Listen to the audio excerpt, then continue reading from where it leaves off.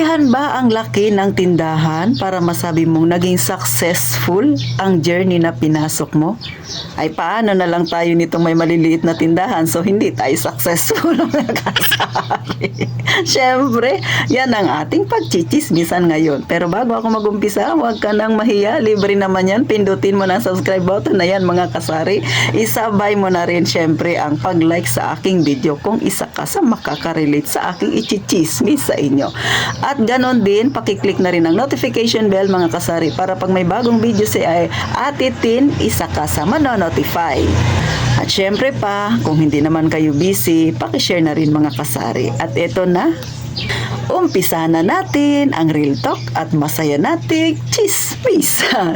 Magandang araw mga kasari-sari. Ito na naman ang inyong palawenyang tindera, si Ate Tintin. At for today's video, pagchichismisan natin, ikaw na nanonood sa akin, tama ba yung mga sinasabi nila na pag malaki ang iyong tindahan, maraming laman, successful ka? Pag maliit ang iyong tindahan, kahit na maraming laman yan, pero maliit ang tindahan mo, hindi ka successful. So paano na lang si Ate Tintin ito, kay maliit ang tindahan ko, hindi ako successful. Sapat bang basihan yan mga kasari? Siyempre, eto naman ang aking opinion mga kasari. So hindi ko sana ito itatapik, kaya lang may narinig ako sa mga kakilala ko na syempre hindi maiwasan, no, pagka nakikita-kita nagbabrag yung iba, kanya-kanyang chismisan ukol sa kanilang negosyo. So ako nakikinig lang. So para sa kanila, pagka malaki yung tindahan mo, malawak, maraming laman, so ikaw ay successful na. So ako, pag tinatanong ako, sabi ko yung aking tindahan ay maliit lang, so hindi successful si Ate Tintin. So hindi ko rin tinatama yung kanilang sinasabi kasi paniniwala nila yun. Ayaw kong paniniwala nila ay sagkaan. O diyan siya masaya, sige sumigi siya. Alam niyo mga kasari, no, para sa akin hindi batayan ang laki ng tindahan para masabi mong successful. Bakit? May kilala ako. Ang kanyang tindahan halos triple sa tindahan ko. Maraming laman, pero ang tanong, hindi nga ba siya naghihirap?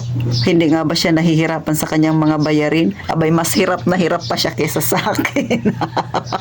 Mas marami siyang bayarin at syempre, ang laman ng tindahan niya sa utang rin nang galing mga kasari. So si Ate Tintin, ako maliit man ang tindahan ko mga kasari. Etong mga nakikita nyo na yan, na paninda ko, galing man yan sa tulong ng iba kong kakilala dahil muntik nang lumubog yung aking tindahan. Pero masasabi ko, free na ako sa utang. Malaya ako sa utang mga kasari. Kung may utang man ako, hindi ko siya masyado iniinda. Isang piraso lang yung utang ko, sali-sali lang ako doon. Yun nga yung sinasabi ko sa inyo na life bank na sinalihan ko. Kasi nga, ay nagsisavings ako doon, mga kasari. Kaya, para sa akin, no, hindi ba siya na malaki ang tindahan para masabi mong successful na siya? Sabi ko nga sa inyo, yung kakilala ko ay mas tambak pa ang kanyang utang kaysa sa akin. Mas marami siyang bayarin at nahihirapan siyang bayaran. At ang laman ng kanyang tindahan, halos lahat yun, ay utang na hindi pa tapos bayaran. So, pagka natapos siyang magbayad, wala na rin laman ng kanyang tindahan. So, successful ba yung ganon, mga kasari, no? Pero, ulitin ko lang, no? Linawin ko lang, hindi masama ang mangutang tapos gawin mong puhunan. Hindi ko sinasabing masama. At syempre, hindi rin masama naman na magdagdag ka ng utang para idagdag mo rin sa iyong kapital, mga kasari. Ang pinupunto ko, hindi ibig sabihin na malaki ang tindahan ay successful na, kasi depende yan sa paghawak mo sa iyong negosyo. Kahit sabihin mong maliit ang iyong tindahan, pero wala ka namang malalaking utang. May utang ka man, isang piraso lang, pa-chill-chill ka lang mga kasari. So, para sa akin, successful na yun. Meron kang ipon na masasabi at meron kang emergency fund. Pag nagkaroon ka ng sakit, may madudukot ka, successful na po yun. Ang successful hindi lang sa isang bagay tinitingnan, no, mga kasari. Kaya sa mga may tindahan dyan, huwag kayong mawala ng pag-asa. Huwag kang magpapatay-patay dyan, sisi, na napapagod na ako titig kasi parang hindi naman nagiging success yung aking pagtitinda. Paano tinitingnan mo kasi yung liit ng tindahan mo. Ganon. Kasi katulad ako mga kasari, no, may kakilala ako hindi mo talaga siya mapapansin o hindi mo talaga mararamdaman sa kanya na sabing marami siyang tinatangkilik. Hindi. Kasi sobrang napakasimple niya talaga, mga kasari. Hindi siya mahilig mag-post sa Facebook. Wala lang. Talagang simple lang siya. Pero naman, malaman-laman ko, aba, may sarili siyang bahay. May sasakyan siya kahit papano.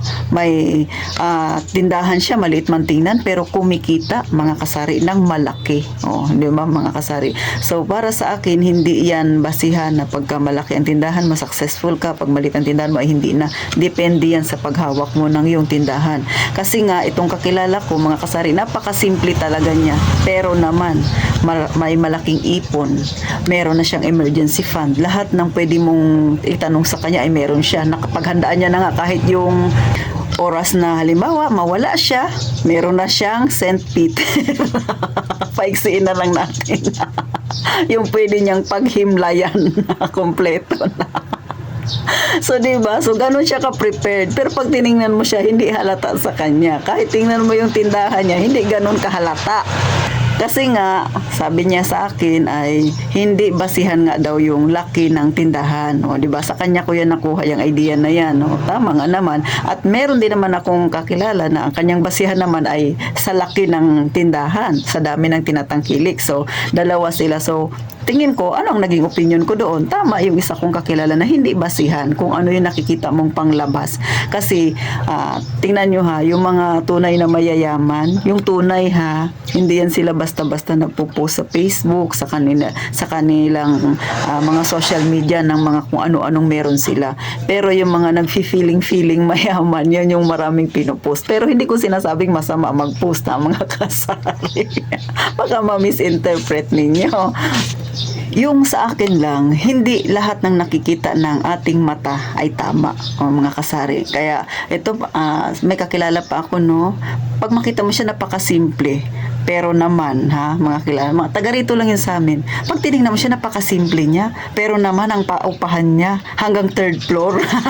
Ang dami-dami niyang paupahan. Pero pag nakita mo siya, napakasimple niya talaga, mga kasari. Wala siya masyadong burloloy. Sus Mariusip, kaya nga sabi ko doon sa kakilala ko, gusto ko siyang tularan, mga kasari. Simple lang talaga. Talagang, hindi mo siya mapapansin na mapera siya. Hindi. Kaya sa mga may tindahang kagaya ko na may maliit, huwag ninyong tingnan na kung maliit ang tindahan nyo, hindi ka na successful. Hindi yan na basihan, mga kasari, no?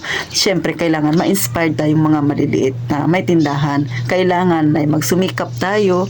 At siyempre, kung ano man yung mayroon tayong tinatangkilik, mas maganda atin na lang. Pero hindi ko sinasabi hindi ko sinasabing masama mag-post sa Facebook. Pero kasi ako, hindi rin ako mahilig mag-post sa Facebook, mga kasari, no? Kasi nga, pag panay ka post sa Facebook, tapos may tindahan ka, lapitin ka ng mga uutangan, mga kasari. Kaya mas maganda, tahimik ka na lang, gumawa ka ng sayo, ng journey mo, na pagka dumating yung takdang panahon, ikaw rin ang mag-aani. At syempre, mga kasari, hindi ko rin naman sinasabi na yung may mga malalaking tindahan ay hindi sila successful. Walang ganun. Sabi ko nga, nasa pagdadala yan ng inyong negosyo. Kahit naman ako, no, syempre, pag dumating yung panahon na gusto nating mag-expand ng tindahan, why not? Pero sa ngayon, hindi ko siya priority. Kasi para sa akin, kumikita naman ako kahit maliit ang aking tindahan, pinipilit ko naman na siya na maging kompleto para syempre sa mga customer natin ay hindi na pupunta sa ibang tindahan, no? Kahit na maliit ang tindahan mo, basta punuin mo siya, siguraduhin mo na lahat ng hinahanap ni customer ay meron ka, successful na yan para sa akin, mga kasari. At syempre, kailangan magkaroon tayo ng savings, magkaroon tayo ng mga emergency fund. Yan ang unahin natin, hindi yung mag-post sa social media para sabihin successful tayo, mga kasari. Pero syempre, nasa sayo yan, no? Sa akin, yan yung opinion ko. Kasi nga, dalawa silang naglalaban ukol sa yung aking kaibigan, no? So, yung isa, sabi niya, ay batayan niya ay malaki ang tindahan daw. Successful na yun. Yung isa ko namang kakilala, ay hindi daw yun ang batayan. So, si Ate Tintin, anong aking kasagutan? Hindi nga batayan ang laki or liit ng isang negosyo, no? Para masabing successful yan. Nasa pagdadala yan, mga kasari. At hindi lahat ng tinatangkilik mo, kailangan mong ipost sa social media. So yan naman ang opinyon ni Ate Tintin. Ikaw na nanonood, anong opinyon mo rito mga kasari? Huwag kang mahiya, i-comment mo yan sa baba at pagchismisan natin. At syempre hanggang dito na lang si Ate Tintin. Sana nakakuha kayo ng kaunting idea, na-inspired dyan yung iba na may kagaya kung may maliit na tindahan. Nasa sayo yan kung paano mo hawakan ang iyong tindahan. Mga kasari, magkita tayo sa susunod na vlog ni Ate Tintin at gaya nga ng palagi kong sinasabi, mag-iingat tayong palagi, mga kasari.